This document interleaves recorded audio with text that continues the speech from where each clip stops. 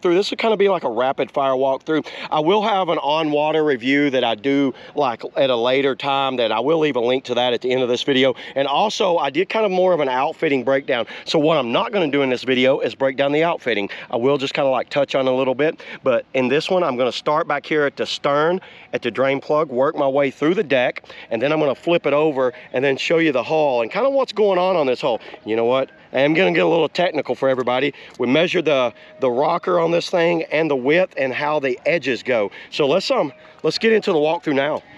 All right, first off, let's start with the specs on this thing. So me and Matt measured it and it looked like it came in right at 9 foot, and that's about what they say on their website. We got 9 foot of length, so all you racers out there, it can definitely be a race boat. The width and its widest point, which I'm gonna guess is probably about where this is, its widest point here is 27.5. I'm only talking about the medium large right now. And the overall volume was 90 gallons of volume. And you know what I always say about volume? It's not how much, but where. Where the volume is what matters. So paddler weight, according to Dagger, they just put 250. It does come in, I think, 4 colors, maybe 5. Right now, this is the blue smoke. There's also the green smoke. There's the teal, and there's the red. So to my knowledge, right now, there's 4 colors available on this thing. So yeah, they look pretty. I like this blue smoke, don't you? I think it looks good. Okay, starting back here at the back, we've got this interesting drain plug, and y'all know I love my drain plugs. Check that out. So there's a few things going on here that I like what Dagger did. You see this drainage right here? Some might think that that's for drainage, and Dagger's drain plug is, you know, a really good molded in drain plug. What this does, this helps add structure, because when you get thin and flat back here, there's a fold point right here. So what they did, they added these little ridges down through there, and you see how much stronger all that is. If you got a boat like a half slice or something and it's very thin, I've actually put my foot on boats and I can fold them. Look how solid it is. I am pulling on that as hard as I can, and it is not moving at all. Good job on Dagger for doing that. They did it on the top, and there is some lines on the bottom, but I will get into those on that. So drain plug's nice on that. They do have their Dagger handles. These things have thousands of pounds of braking strength on them. They're metal. The graphics, so the Indra is a kind of like a god of wind, bringer of sun, mountains, and all that. And that's what this graphic kind of is the mountains, the wind. And this shape right here is a weapon that the Indra god holds. I will throw that up on the screen, what that shape is right there. That was explained to me, which I think that looks pretty cool. The handles on this thing, so they did stay with the swimmer handles. These cutouts are nice. I don't like it when manufacturers make big cutouts on their swim handles. I think all you need is enough to put a strap through and grab a hand to hold on there. Moving on up to the cockpit, there is a little bit of a hump that comes up right here. I did notice that on my back deck rolls, but it's not bad. It's not like super high up. I feel that it's just high enough to keep some volume back there. The outfitting is still the Contour Ergo, but check it out. You know, they do have the engaged thigh braces, and I have been engaged several times apparently. So check this out. These thigh braces are really good. I think they did a good job on this. Actually, I did a full video breakdown of the thigh braces and my kind of opinion. It got so long that I decided to do a separate kind of spin-off video of that, and I talked about how to tighten the back band, how to do the hip pads, bulkhead, and all that. And you can see this does have colored outfitting. So the outfitting, I think it's purple, blue, black, and maybe a red. Y'all can leave in the comments on how many there is, because I actually do not know at this point. But this is really good resin that they're using on that. That is not, so just so you know, when it's black like that, it's recycled resin, and that's why you use it in outfitting. This is actual same resin that's in the kayak. So that's called virgin resin instead of recycled resin. You notice there is now Allen key. So this one Allen key right here, that's where I keep it, fits actually every single bolt.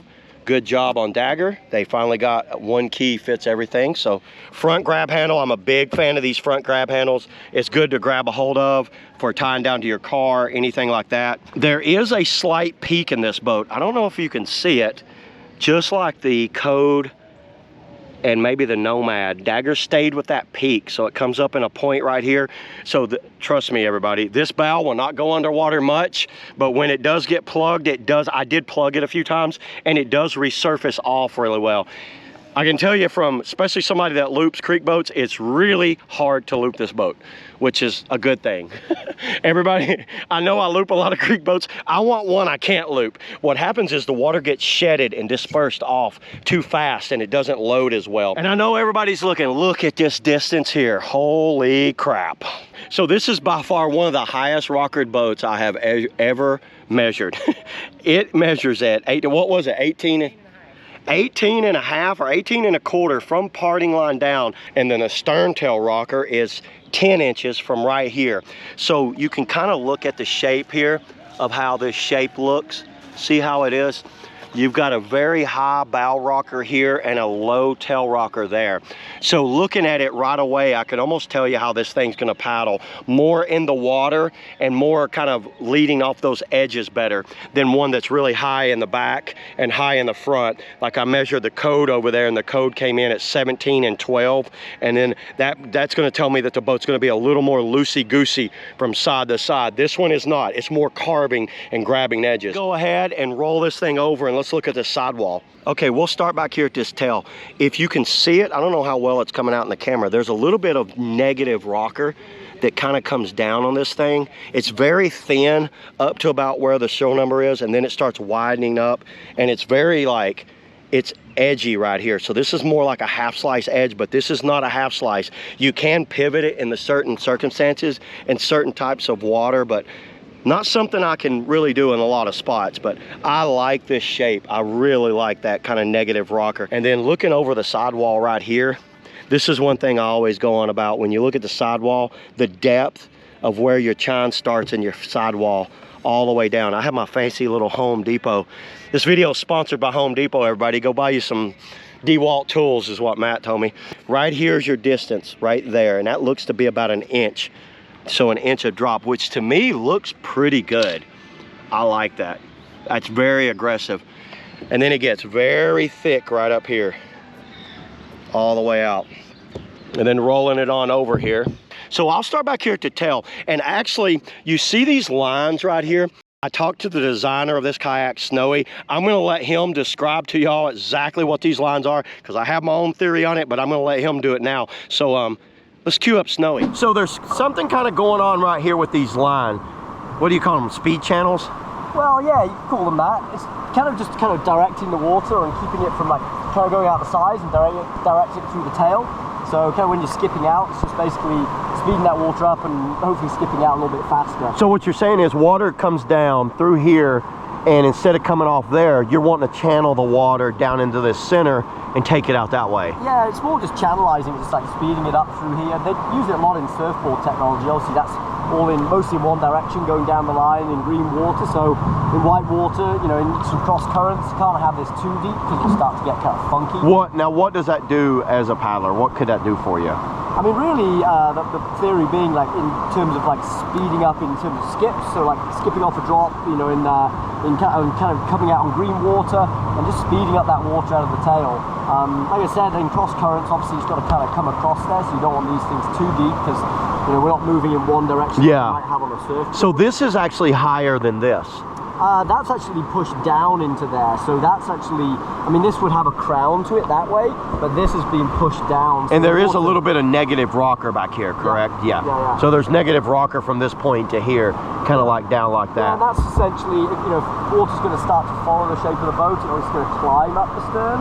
Yeah. So with this, it's actually pushing it away and trying to get a cleaner breakaway off the tail. I mean, in an ideal world, you know, as sharp as it could be there and a cleaner breakaway. Definitely getting some stern tapping back here. I mean, it's the chiller, isn't it? It's the stern tapping. The stern tapping. So do we have a name for them? We got to name them. Really? Little speed grooves. Speed grooves sounds good to me. But me personally, I think it helps also add structure in that right there, which, I mean, it's kind of a dual purpose there. Might be one of them accidental things that work out. You have the Indra logo that's on the hull. This is also like that sandblasted textured into the hull. You can see the edge on this thing, how this edge runs, starts all the way back here and runs all the way down, and then about maybe, I'm gonna say about 12 inches from the end of the boat And check out where my scratches start, everybody. That gives you an idea of where this rocker is. It starts about right there to right there. That is a massive amount of rocker. The edge just fades out right there, and it's got a nice smooth drop to it right there. And this is a very planing boat. Actually, looking at this hull, this is always a good way of doing it. When I get more time to mess with boats, your drop from your edge here to edge here is probably less than an inch. Then it runs all the way out and gets even lower all the way down. This is how I used to check my edges on boats, is doing it like that. Then look how wide this is. That's probably, man, that's, let's see, almost 15 inches of bow between here and here. That is wide. That's a very wide bow. So yeah, there's the hull. That hull, I really like this hull. I like how it blasts out of things. This boat feels like, don't you agree? It feels like it can go out over anything. It does feel like it can go. I'm almost curious how, I like to take a boat all the way to the limit and then back it off by about 2%. So hopefully we'll be able to do that. Find the biggest hole we can and just blast right through. And then if we don't make it through one, say, okay, there's our limit. Now we know where to back off at. Like, it's not very overly like rockered down tight. It kind of slopes and then flattens out, and right where the bulkhead is, drastic drop, just boom. Really cool, really nice how that worked out. All right, there it is, everybody. That's my little rapid fire walkthrough on the Dagger Kayaks Indra. So at the end of this video, I will leave a link to my on-water review and the outfitting, kind of like my opinions on outfitting, now what I think about it. So yeah, go check those out now. And Mr. Powell's ride, you know what? He's over here. We're gonna be paddling together. And he does have a code. So y'all wanna see a comparison of code versus Indra? Let's do that now. See y'all in the next video.